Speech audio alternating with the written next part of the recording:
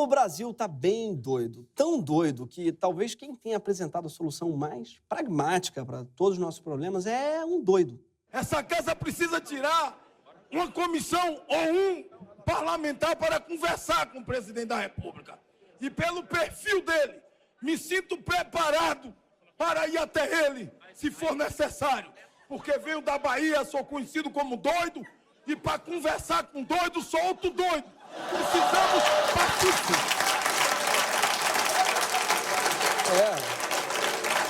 Olha, faz sentido, deputado, mas é que algumas perguntas surgem. Porque se para conversar com um doido, só outro doido, alguém depois de você conversar com ele vai precisar conversar com você. E essa pessoa terá que ser doida pela sua lógica, e depois alguém precisará conversar com ela. Será que a ideia é criar uma república só de doidos que conversam entre si? Ou a ideia talvez seja encontrar alguém que seja 90% doido para conseguir conversar com doido, que em seguida passar essa informação para alguém que tem 80% doido só, até 70%, até chegar na população brasileira, que é cerca de 52% doida. Outra pergunta que surge é, quem era esse doido falando? Na verdade, essa dúvida não surge na Bahia. Afinal, lá ele foi o deputado federal mais votado em 2018. E você já pode imaginar o jingle. Agora é a vez do doido. Doido, doido. O maluco quer acabar com as drogas. Pra acabar com as drogas, só mesmo doido. O doido tá buscando a paz, a união. Droga de amar. O doido quer acabar com as drogas e parece que o método dele é não deixar sobrar nenhuma. O nome dele é Isidório, mas ele atende pelo nome de Pastor Sargento Isidório. Sim, tem pastor alemão, pastor belga e pastor sargento.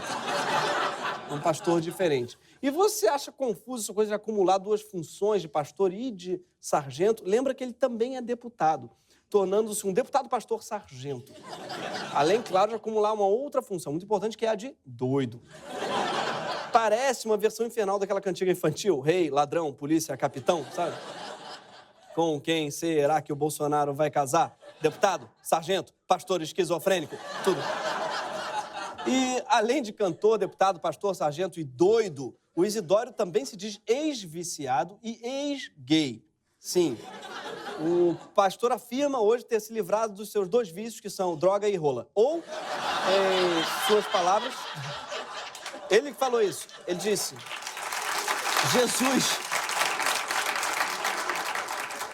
ele diz, aspas, Jesus me livrou das drogas, do alcoolismo, do planejamento de assaltos e da viadagem. Então, para celebrar a sua relação com Jesus, Isidório, ele grava clipes com a sua banda, os Timbaleiros de Cristo. Pra morar no céu tem que ter o coração limpo. Aceitar Jesus, ele é o único caminho. Ter sua palavra e coloca em ação. Pra morar no céu tem que sair do... É meio bom, né? É um arrocha ungido, um arrocha do Cristo, né? Um axé. Queria ver os axé dele, o Terra Santa é assim, passando... Vai passando no buraco da agulha. Agora, você reparou no escritório onde ele está? Sim, essa é a sede do seu principal projeto, que é uma comunidade terapêutica. E é disso que a gente vai falar hoje. As comunidades terapêuticas são espaços de internação temporária para dependentes químicos. Essas comunidades nasceram no final dos anos 60 e floresceram porque até bem recentemente o Brasil não tinha políticas públicas para tratar a dependência química. Só que 82% dessas comunidades são vinculadas às igrejas. Essa ligação já pode ser vista nos nomes delas, né? Comunidade Jesus Luz do Mundo, Fazenda do Senhor Jesus, Bom Jesus, Jesus em Damasco e a comunidade do Isidório, que é a Doutor Jesus. Sim, porque pouca gente sabe, mas Jesus fez um doutorado em Harvard, claro. Foi lá que ele conheceu o Witzel. Até a chegada das comunidades terapêuticas, droga era só caso de polícia. Com o surgimento das comunidades, é que ela virou caso de Jesus. E eu queria me solidarizar com Jesus, que acumula muita função, gente. Ele precisa fiscalizar o povo que fuma que dá bunda, que toma cachaça. É pior que motorista trocador, sabe? É um negócio perigosíssimo. Essa reforma trabalhista fudeu com ele. Tá completamente precarizado, Jesus, gente. E o pior, Jesus não ganha nada com isso. Sim, mas tem gente, claro, que ganha bastante, como você pode imaginar. E ganha dinheiro público. Uma das prioridades da bancada evangélica, desde o governo Lula, tem sido assegurar recursos do Estado para essas comunidades. Só o doutor Jesus, do Isidório, recebe cerca de 10 milhões por ano do governo da Bahia. Pelo visto, Deus é 10 milhões. Quando perguntam para ele sobre quem paga as contas na sua fundação, o Isidório diz que é Deus que dá o dinheiro. E que ele é só uma espécie de laranja de Deus. Já estamos construindo o terceiro prédio. Eu já estou com o dedo aqui ferido, que eu sou pedreiro, carpinteiro, mestre de obras, sou tudo, cavo buraco. Os subsídios de deputado não dariam para segurar as despesas. Como é que consegue esse milagre? É que está. Eu costumo dizer que eu sou laranja de Deus. Ah, seria você uma espécie de Queiroz de Deus. Bacana. Eu fico me perguntando por que Deus não abre logo a porra de uma conta de pessoa física. O cara fez o mundo, não consegue fazer uma MEI? Agora, a destinação de recursos públicos para as comunidades terapêuticas não é recente. Desde 2011 que o governo destina grana para elas. Em 2013, a então ministra da Casa Civil, Gleisi Hoffmann, já fazia lobby em Brasília para a liberação de 230 milhões de reais para comunidades terapêuticas. E ao longo dos anos seguintes, eles receberam isso e mais um pouco. Só em 2018, o Temer liberou mais de 90 milhões de reais para essas entidades. O pastor Sargento não foi o único a aproveitar essa abundância de recursos federais. Você já deve ter ouvido falar no Magno Malta. Sim, o ex-senador evangélico mantém há 30 anos o projeto Vem Viver e diz que cura a dependência química com chá de capim-cidreira. Tá bom. Eu aposto que é com Jesus, mas você não quer dar o crédito, né? Aí, ó. Jesus, a dose mais forte. É nisso que a gente acredita. Precisamos falar sobre a importância de uma vírgula. Magno, se você põe uma vírgula depois da palavra Jesus, parece que está pedindo para Jesus caprichar na dose. Jesus é a dose mais forte, porque a menor não está fazendo efeito. Tá? Outro dono de comunidades terapêuticas é o deputado e pastor Marco Feliciano, da Casa de Recuperação Ressuscita. Onde? Em Cristo.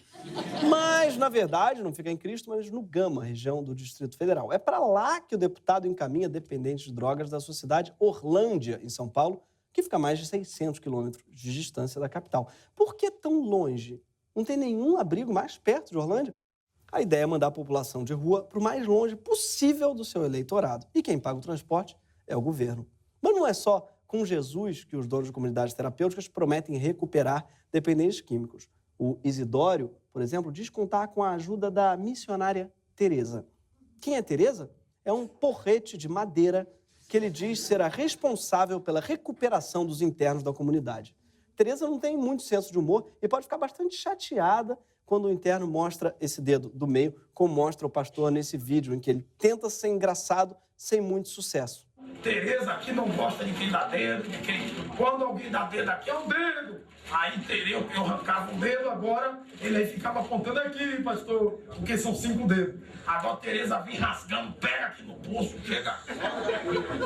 Aí você não tem mais um dedo para dar, né? Pois é, o doido estava engraçado e muito rápido ficou deprimente, não é? E eu acho que, aliás, esse aí podia ser o nome desse programa. Engraçado, mas deprimente, com o Gregório do Vivier. Impressionante, desculpa estragar o doido pra vocês, mas ele é essa pessoa, na verdade. Isso porque a gente preferiu não mostrar a parte em que ele se vangloria de ter quebrado os dentes de um interno e conta ter quebrado a costela de um, aspas, negão, além de castigar pacientes mulheres, deixando elas algum tempo sem comer. Depois do vídeo causar um escândalo, ele disse que era só teatro. É o famoso teatro do opressor, né? Tem teatro do oprimido e o do opressor. Mas o próprio Isidório, ele admite irregularidades na sua fundação, com o fato dela acolher menores de idade sem seguir as normas do Estatuto da Criança e do Adolescente. Por isso mesmo, o Ministério Público da Bahia recomendou, no final do ano passado, que promotores parassem de sugerir o envio de crianças e adolescentes para acolhimento na Fundação Doutor Jesus. Porque até o MP se manifestar, os promotores estavam achando o sargento um puta monitor de colônia de férias, né? Que barato. Mas não é só a comunidade do Isidório que é acusada de práticas pouco cristãs. O Ministério Público foi investigar e encontrou práticas como castigos físicos, trabalho análogo à escravidão, medicação injustificada, privação de liberdade e eletrochoque em diversas comunidades, como mostrou essa reportagem do Intercept. Pelado na cama, sem colchão, fiquei algemado lá durante 2 dias, recebendo uma porçãozinha só de comida. Aqui as pessoas ficavam escravizadas, porque era 9 meses de contrato, tem gente que tem 1 ano e meio que tá aqui. Estava 9 meses, ficou 1 ano e meio. Como diz o Timbaleiros de Cristo, depois de 9 meses, você espera mais 6 meses. No Rio Grande do Norte, os fiscais do relatório souberam de internos de uma comunidade terapêutica que foram obrigados a construir uma casa de praia para a diretora do estabelecimento como parte do tratamento deles. Muito conveniente essa terapia, né? Ah, você quer se livrar do vício? Tá bom, me constrói uma piscina. Traz um drink também, que eu vou estar aqui esperando. A lei brasileira proíbe qualquer tipo de castigo físico, psicológico ou moral a internos e pessoas dependentes de álcool e drogas. Acontece que a fiscalização dessas comunidades cabe ao Serviço de Vigilância Sanitária da Prefeitura, o que, na prática, não dá muito certo. A gente viu Grande Família e sabe que o Linneu tá cheio de serviço. Muito mais o que fazer, Mendonça, idem, né? Você deve estar pensando, porra, Greg, tortura, trabalho escravo, dinheiro público para a igreja abusar de dependente químico, pesado. Mas pelo menos hoje você mudou de assunto e não vai falar do Bolsonaro. Olha, eu tenho uma má notícia. Sabe o Bolsonaro? Você acha que ele ia ver isso e ia ficar quieto? Não. Então, enquanto ele mandava cortar a verba de escola, de pesquisa, de cultura, ele fez a Glaze e mandou aumentar a verba das comunidades terapêuticas para 153 milhões de reais em 2019. Ele deve ter visto os vídeos, né, que a gente mostrou de maus tratos, castigo físico, precariedade, e achou a linda continuação do trabalho do Ustra. Olha, agora tem ainda a sua sofisticação dessa trilha gospel, que delícia. Para quem achava que não podia piorar, né, tem a voz do Magno Malta. E mais, agora em meados de maio, o Senado aprovou em regime de urgência o projeto de lei 37, que muda a nossa política de drogas. O projeto contou com o apoio de peso de Eduardo Bolsonaro. Amanhã vai ser votado numa comissão mista o PLC 37. Então o apelo que eu faço aos senadores para que não ocorram emendas e seja aprovado esse projeto da maneira mais rápida possível, deixando ao presidente da República vetos para fazer eventuais correções no projeto. O PL 37 tem tantos problemas que a gente podia fazer uma temporada inteira do Graninho só te deprimindo com ele. Lamentando o PL 37 com o Gregório do Vivier. Seria a série mais frustrante desde Lost.